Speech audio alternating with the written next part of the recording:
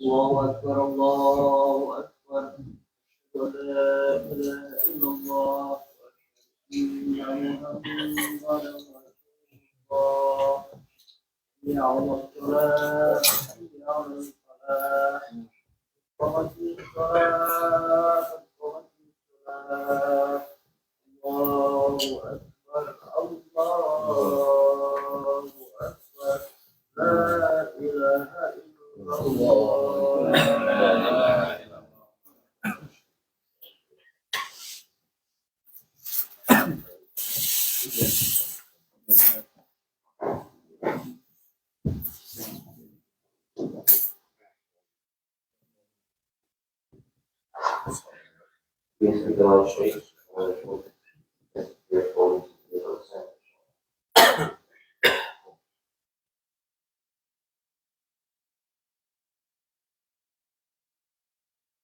الله أكبر.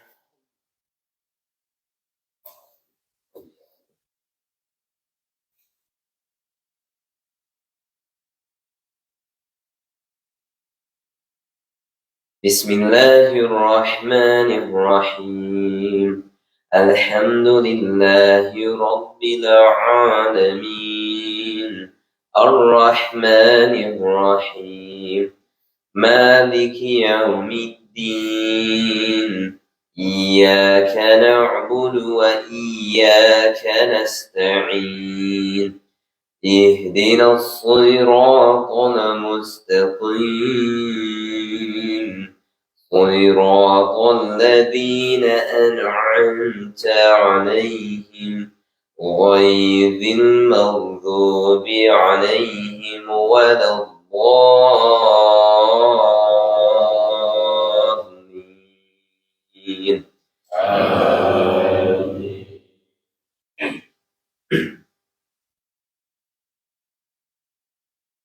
عما يتساءلون عن النبأ العظيم الذي هم فيه مختلفون كلا سيعلمون ثم كلا سيعلمون ألم نجعل الأرض مهادا والجبال أوتادا وخلقناكم أزواجا وجعلنا نومكم سباتا وجعلنا الليل لباسا وجعلنا النهار معاشا وبنينا فوقكم سبعا شدادا وجعلنا سراجا وهاجا وأنزلنا من المعصرات ماء ثجاجا لنخرج به حبا ونباتا وجنات ألفافا إن يوم الفصل كان ميقاتا يوم ينفخ في الصور فتأتون أفواجا وفتحت السماء فكانت أبوابا وسيرت الجبال فكانت سرابا إن جهنم كانت مرصادا للطاغين مآبا لابثين فيها أحقابا لا يذوقون فيها بردا ولا شرابا إلا حميما وغساقا جزاء وفاقا إنهم كانوا لا يرجون حسابا وكذبوا بآياتنا كذابا وكل شيء أحصيناه كتابا فذوقوا فلن نزيدكم إلا عذابا. الله أكبر.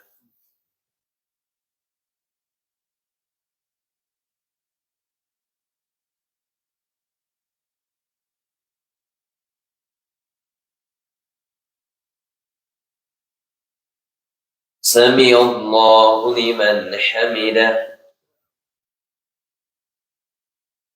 الله أكبر.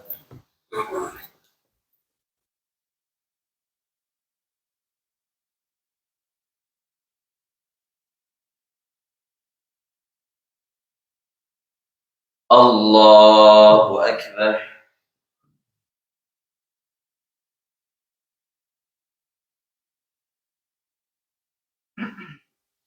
الله أكبر.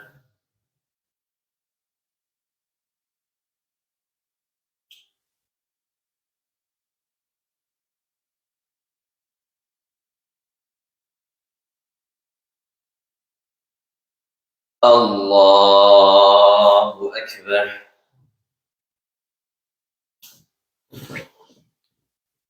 بسم الله الرحمن الرحيم الحمد لله رب العالمين الرحمن الرحيم مالك يوم الدين إياك نعبد وإياك نستعين اهدنا الصراط المستقيم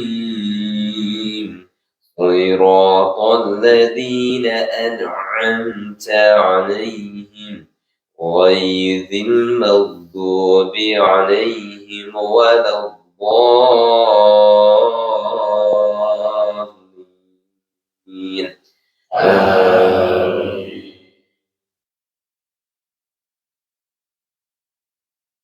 إن للمتقين مفازا حدائق وأعنابا وكواعب أترابا وكأسا دهاقا لا يسمعون فيها لغوا ولا كذابا جزاء من ربك عطاء حسابا رب السماوات والأرض وما بينهما الرحمن لا يملكون منه خطابا يوم يقوم الروح والملائكة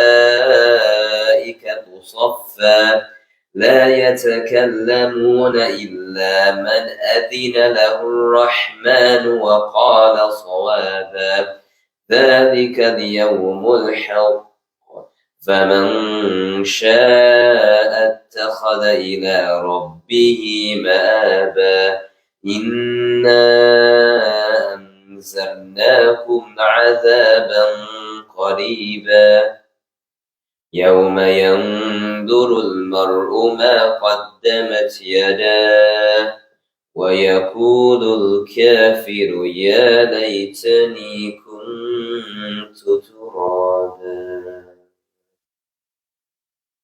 الله أكبر.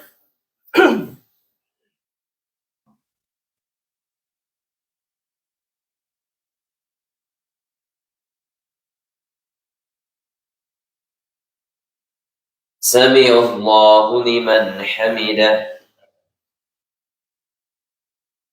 الله أكبر.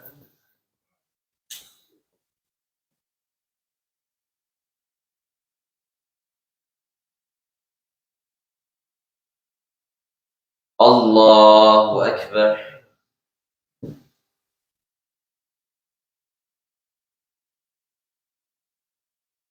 الله أكبر.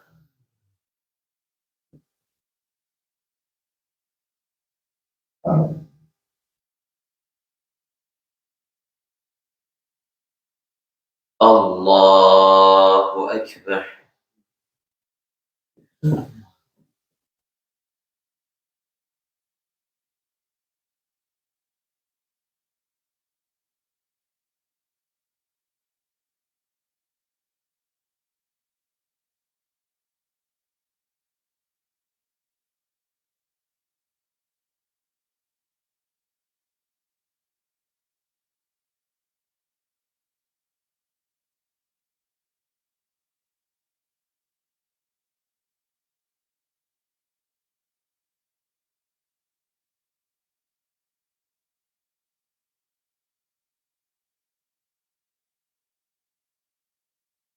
السلام عليكم ورحمة الله.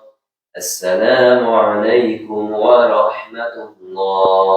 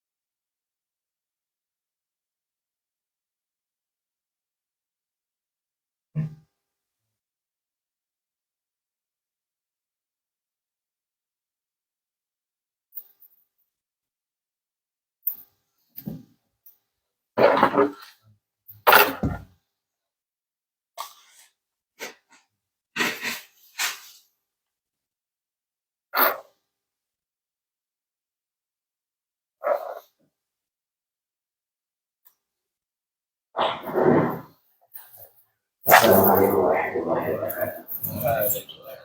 Alhamdulillah. Ala ni'amihi wa syukru wa ala taufiqihi wa sadadihi. Asyhadu an la ilaha illallah wahdahu la syarika lahu wa asyhadu anna Muhammadan abduhu wa rasuluh. Allahumma shalli wa sallim wa barik ala nabiyil huda wa ala alihi wa ashabihi wa man wala. Saudaraku jamaah salat subuh, shaimin shaimatin rahmatullah subhanahu wa ta'ala. Di antara pelajaran penting ketika kita berpuasa itu, kita tuh naik kelas dari sebelumnya merasa diri kita adalah pusat dunia, naik tingkat Allah lah yang menjadi pusat seluruh kehidupan kita. Ketika di bulan biasa ada rasa ingin makan, maka kita makan. Ada rasa ingin minum, maka kita minum. Tapi di bulan puasa itu kita punya keinginan makan, tapi Allah bilang jangan. Maka keinginan itu kita redam karena mengikuti keinginan Allah. Jadi pusat kehidupan dari yang sebelumnya hidup dengan pola egosentrik kepada Allah sentrik. Ini membuat kita merasa, pertama, merasa kecil, dan itu membuat kita jauh dari sifat sombong, jauh dari sifat ujub. Ada orang merasa kalau tidak ada aku maka organisasi ini tidak jalan. Kalau tidak ada aku masjid ini tidak jalan. Kalau tidak ada aku, pekerjaan di kantor ini tidak beres. Kalau tidak ada aku di rumah, jangan. Sebab segala sesuatu itu terjadi, Allah lah yang mengaturnya, bukan kita. Kita ini hanya menjalankan sebab-sebab saja. Dan itu pun kita lakukan atas izin Allah. Sebab Allah Subhanahu wa ta'ala menciptakan hukum kausalitas sebab akibat itu murni supaya kita punya pedoman dalam hidup. Makanya dibuat Allah tetap. Sesuatu kalau terkena api bisa terbakar. Karena api punya sifat panas. Untuk apa Allah buat itu? Hanya untuk jadi pedoman bagi kita. Oh, api itu dia panas. Maka hati-hati. Maka dia bisa digunakan untuk bikin senjata, untuk masak, untuk bakar daging, untuk kenapa? Karena Allah ciptakan hukum sebab akibat pada api begitu. Perhatikan.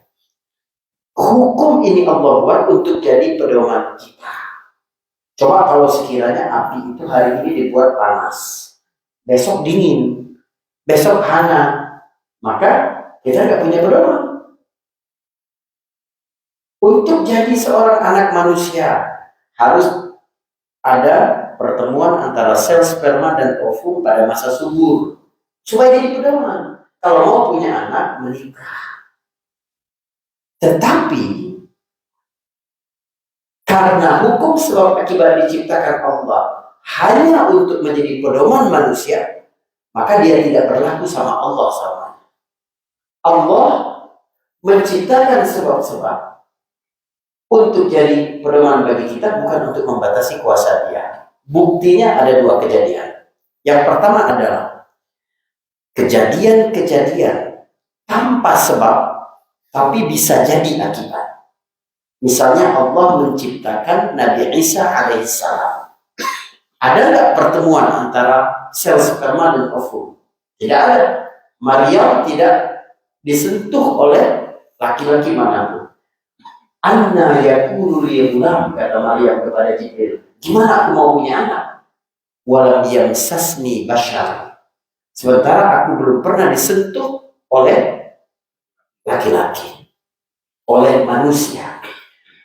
Ada dua keindahan bahasa di ayat ini. Yang pertama adalah yamsasni bashar, aku belum disentuh. Al-Quran mengajarkan kita untuk sopan dalam berbicara. Semua kata menyentuh di dalam Al-Quran, dalam kaitan laki-laki dan perempuan, maknanya adalah berhubungan suami istri. Tapi Allah tidak gunakan bahasa yang vulgar. Allah gunakan bahasa yang halus. Apakah perempuan disentuh begini hamil? Tidak. Berarti yang sasni bashar itu bermakna jiwa. Berhubungan suami istri. Jadi kata Maryam, aku belum pernah disentuh oleh seorang pun. Bashar artinya manusia. Al-Quran menggunakan kata bashar, menggunakan kata insan, menggunakan kata nas, artinya sama manusia. Tapi kalau Allah menggunakan kata nas, itu berarti manusia sebagai makhluk sosial ketika berinteraksi dengan orang lain. Kita diajarkan berdoa melalui surat An-Nas, Qul a'udzu birabbin nas. Aku berlindung dari manusia sebagai makhluk sosial. Manusia kadang menyakiti, kadang mengecewakan, kadang mencelakakan, kadang berkhianat. Aku berlindung dari itu. Kadang Allah menggunakan kata insan, artinya juga manusia. Tapi manusia yang utuh Allah melihat secara holistik, bukan hanya fisik, tapi juga ada jiwa dan pikiran. Tapi kalau Allah menggunakan kata bashar di dalam Al-Quran, maka dia berarti manusia sebagai makhluk biologis. Jadi kata Maryam, aku belum pernah disentuh secara biologik oleh laki-laki, oleh manusia manapun. Allah Subhanahu wa ta'ala dapat menciptakan anak manusia tanpa sebab. Sebagaimana Allah dapat menyelamatkan Ibrahim ketika dilemparkan ke dalam api. Ada sebab, tapi tidak terjadi akibat. Tidak terbakar Ibrahim. Karena Allah berkata kepada api, ya naru kuni bardan wa salaman ala Ibrahim. Bila sabar, tidak disebut. Kejadian pertama. Yang kedua adalah Allah ingin mengingatkan kita bahwa segala sesuatu harus terjadi dengan izin Dia. Walaupun kamu memiliki sebab-sebab, kalau aku bilang tidak terjadi akibat, tidak terjadi. Dua orang menikah, periksa ke dokter, laki-lakinya sehat, perempuannya sehat, tidak ada gangguan reproduksi, tidak ada gangguan tentang kesuburan. Menikah, bertahun-tahun tidak punya anak. Kenapa tidak punya anak? Mereka menikah, berhubungan suami istri, dan kedua-duanya sehat. Allah ingatkan, kamu jangan mengandalkan sebab-sebab. Segala sesuatu terjadi ini atas izin Allah. Gak ada sesuatu pun yang terjadi di muka bumi ini kecuali atas izin Allah. Kalau kita paham dengan ini, hati kita tenang. Kenapa? Coba. Orang yang menuhankan sebab-sebab, pertama, dia akan dijangkiti oleh depresi berat. Ketika dia merasa dia sudah melakukan sesuatu, tapi hasilnya tidak seperti yang dia inginkan. Tidak seperti yang dia bayangkan. Kenapa? Aku sudah berusaha, aku sudah coba baca pasar dengan baik, aku sudah lihat kompetitor-kompetitor aku, semua sudah aku lakukan. Kenapa aku gagal? Ada banyak orang frustasi karena tidak paham konsep sebab akibatnya. Apa artinya? Dia hanya terfokus membaca siklus kehidupan itu hanya pada dua titik, sebab akibat. Padahal ada satu titik yang lebih utama di awal. Apa itu? Musabbibul asbab. Allah lah yang punya sebab-sebab.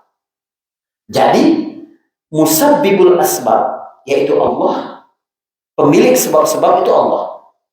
Allah menakdirkan akibat. Allah ciptakan sebab. Tapi ingat, sebab ini bukan pangkal segala sesuatu. Pangkalnya Allah. Sehingga walaupun kamu punya sebab, kalau musabbibul asbab bilang enggak. Sebaliknya, walaupun kamu tidak memiliki sebab-sebab, kalau Allah bilang iya, tetap terjadi. Walaupun tanpa sebab. Subhanallah. Untuk menyeberang lautan mesti ada perahu. Musa dan rombongannya, Bani Israel, tiba-tiba berada di depan Laut Merah, di belakang ada Fir'aun, kapal tidak ada. Sebab tidak ada yang dapat membuat mereka nyebrang. Apa buat? Allah belah lautan. Pukul. Idrib bi'asakal bahar. Pukul. Tongkatmu wahai Musa. Musa pukul, terbelah lautan. Tidak ada sebab. Tapi Allah berkehendak, akibat mereka pasti selamat, Allah buat mereka selamat. Jadi dalam hidup ini, jangan hanya memandang siklus peristiwa itu hanya sebab akibat. Jangan. Di balik sebab ini ada Tuhan pemilik sebab-sebab. Sehingga ketika suatu hari sebab itu hilang dalam hidupmu, kamu tidak stres karena kamu punya musabbibul asbab. Itu tauhid para mukmin. Bergantung pada Allah Subhanahu wa taala sepenuhnya menjalani kehidupan ini melalui sebab-sebab, karena itu adalah pedoman yang diminta oleh Allah, kita mengikuti itu. Kita menjalankan sebab-sebab itu, kita menjalankan syariat. Kita sakit, sebab bisa sembuh, berobat. Kita berobat, datang ke dokter, itu kita berpahala. Tapi orang beriman percaya yang menyembuhkan adalah Allah. Kalau aku tidak berobat, aku bisa sembuh. Kalau Allah bilang sembuh, sembuh. Tapi aku berdosa. Karena agama memerintahkan aku untuk berobat. Kita sudah dicatat rezeki oleh Allah. Tak mungkin tertukar. Makanya Allah tidak mungkin mencabut nyawa seseorang sampai yatawaffa rizqah. Sampai rezekinya sudah penuh. Gak mungkin seseorang wafat kalau masih ada rezeki yang belum ditunaikan oleh Allah. Umur kita 120 hari di dalam kandungan, sudah dicatat rezeki kita. Anda kalau tidak bekerja, rezeki yang sudah dicatat itu pasti bakal punya Anda. Tapi Anda berdosa. Sebab perintah mencari rezeki itu wajib. Tanggung jawab kepada keluarga wajib. Tapi jangan menyembah pekerjaan. Jangan menyembah gaji. Jangan menyembah kekuatan fisik, jangan menyembah sebab-sebab, karena di balik sebab-sebab itu ada Allah sebagai musabbibul asbab yang bekerja. Kita tidak hanya melihat Allah menciptakan sesuatu lalu meninggalkan kita, tidak. Allah menciptakan kita lalu mengurus kita. Apa kata Allah? Ala lahul khalqu wal amru. Allah lah yang memiliki ciptaan kita, Allah lah yang memiliki peristiwa. Membuat kita ini bahagia, membuat kita sedih, Allah semua. Wa annahu huwa amata wa ahya, wa annahu huwa adhaka wa abka, wa annahu huwa aghna wa aqna. Allah semuanya. Sehingga kalau hatimu selalu terpaut dengan Allah, kamu tidak peduli kehilangan apapun dalam hidup. Engkau boleh kehilangan apapun, tapi jangan pernah kehilangan Allah di dalam hati. Nah, itu keimanan yang bekerja dalam diri kita. Semoga bermanfaat, memberi ketenangan bagi kita, dan membuat kita selalu bergantung kepada Allah Subhanahu wa Ta'ala. Barakallahu fiikum. Assalamualaikum warahmatullahi wabarakatuh.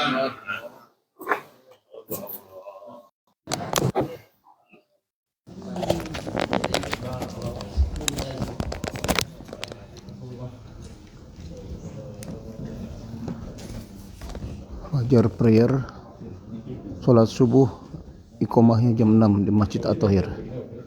Dianjurkan untuk para suami dan para istri untuk menganjurkan suaminya untuk sholat subuh di masjid. Jazakumullah khairan.